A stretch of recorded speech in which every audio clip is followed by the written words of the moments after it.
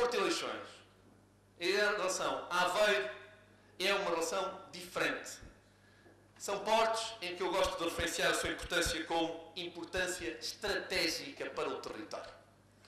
A importância de Leixões para a região norte e a importância de Aveiro para a região centro é capital para o desenvolvimento da região onde estão inseridos.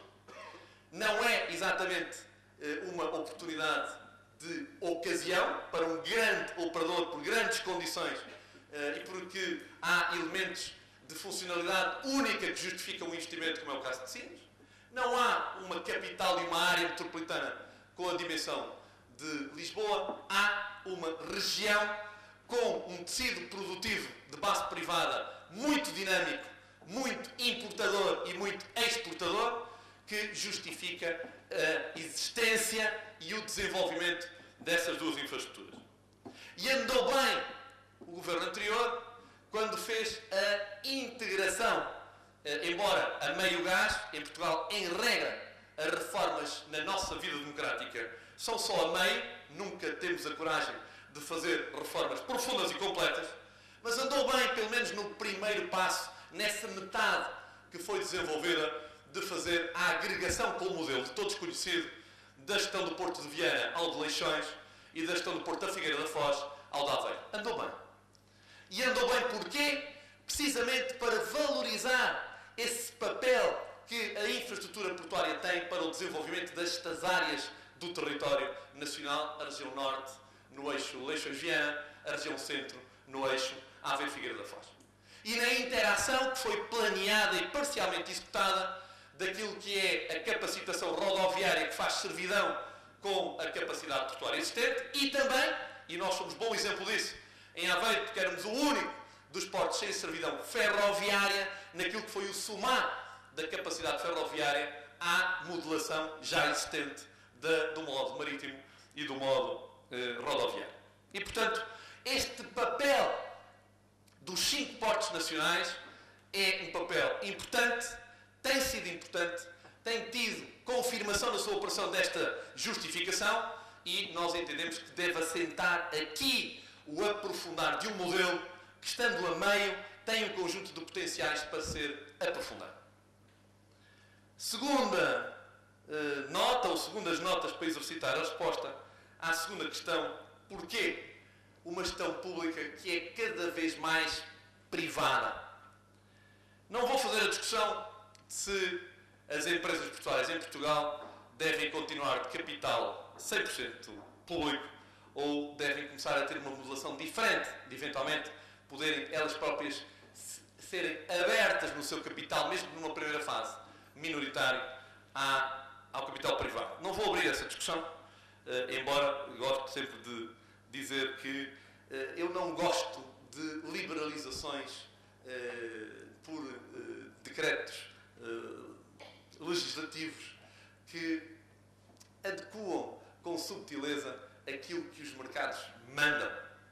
Em Portugal temos esta mania, criámos empresas públicas para desorçamentar, criámos empresas municipais para desorçamentar, criamos legislação pública para fugir aos constrangimentos da legislação pública, etc. Vivemos nisto. A rapaziada diverte-se imensíssimo nisto. Governamos a legislar, que é uma coisa trágica para a nação. A governação tem que ser a gerir. Em Portugal, a nossa democracia entendeu que se deve governar a legislar, que é de facto um ato que tem gerado muito pouca consequência naquilo que é a competitividade e a capacitação institucional do nosso país.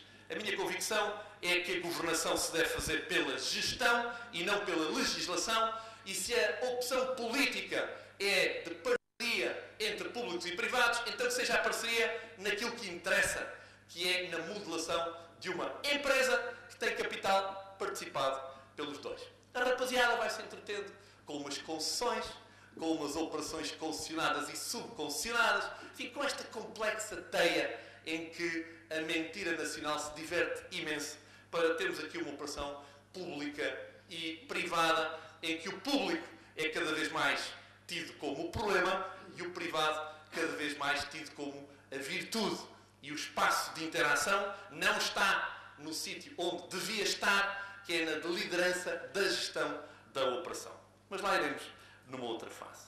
Tivemos então a fase da capacitação estrutural para o investimento público e aquilo que obviamente o futuro nos manda fazer, que o presente já vai fazendo, é a entrega do desenvolvimento das infraestruturas portuárias a quem lhes dá a razão de ser, são os operadores privados, são os investidores privados e aqueles que fazem a criação direta de emprego, a geração direta de riqueza. Entendo que esta gestão pública tem que ser cada vez mais privada, mas tem que resolver os seus problemas de base. E escolhi 4 problemas para não ser excessivo. O problema da legislação laboral e do trabalho portuário, que além do mais nos manda o nosso acordo com a Troika, mas mais do que mandar a Troika, manda-nos a razoabilidade, manda-nos o histórico da nossa relação com a gestão portuária, manda-nos o bom senso. Nós não podemos ter um setor em que o problema de vida de 20 pessoas, que é absolutamente respeitável e que tem que ser tratado como Estado de Direito Democrático, que trata bem os seus cidadãos, mas não pode ter 20 cidadãos que provocam um problema de gestão, de rentabilidade, de competitividade aos portos portugueses, que provocam greves de toda a gente. Isto não pode ser. É preciso resolver os problemas na raiz, doa o que doer, e nomeadamente resolver problemas que implicam reestruturação profunda no setor público como no privado, exigem investimento, exigem aposta política e investimento financeiro. Em Portugal vamos procurando fazer reformas estruturantes com o dinheiro que não queremos colocar nas operações, o que torna as operações absolutamente impossíveis. Segundo problema, o problema da agilidade da gestão da autoridade. É tempo que a figura do líder gestor do Porto tenha a autoridade total de gestão dentro da área estritamente de uso portuário.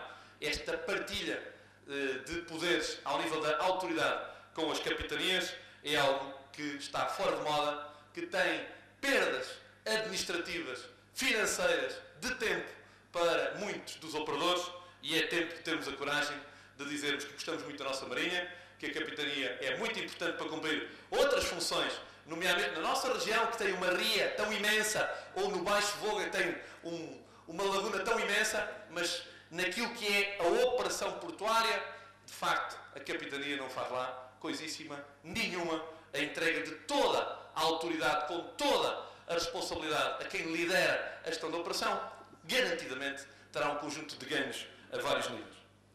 Terceiro problema, o problema da estratégia do Estado.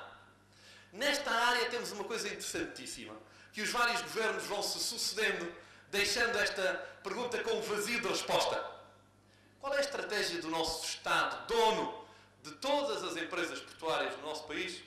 Qual é a sua estratégia para os nossos portos? Que indicações de gestão têm para cada um deles e para a concertação do conjunto deles? Se alguma vez algum governo teve, nunca a ouvimos expressa com clareza ou a lemos, não naqueles documentos de planeamento sempre muito interessantes, com ideias interessantíssimas de natureza estratégica, mas vazias absolutamente daquilo que é a objetividade e a consequência da gestão. E é fundamental, e espero que o Governo atual, de uma vez por todas, seja capaz de fazer isso, dizer o que quer fazer ao que é seu, em termos de estratégia de gestão e em termos de ordem àqueles que o representam na gestão. Porque quem serve empresas em que o acionista é o único, obviamente, que está sob as ordens de quem é dono, independentemente, obviamente, do zelo pela autonomia de cada uma das entidades. E quarta e última nota, que de uma vez por todas, os portos saem daquilo que têm de sair, porque não faz sentido nenhum. Em Portugal, para muitas coisas, infelizmente, continuamos a velha frase de que o país é Lisboa e o resto é paisagem. O único município deste país que conseguiu um acordo legislativo com o Governo, coberto por legislação com o Governo, para que a gestão das áreas portuárias de uso não portuário passasse para a Câmara Municipal, curioso, é Lisboa. Nenhuma outra Câmara Municipal em Portugal conseguiu um acordo daqueles.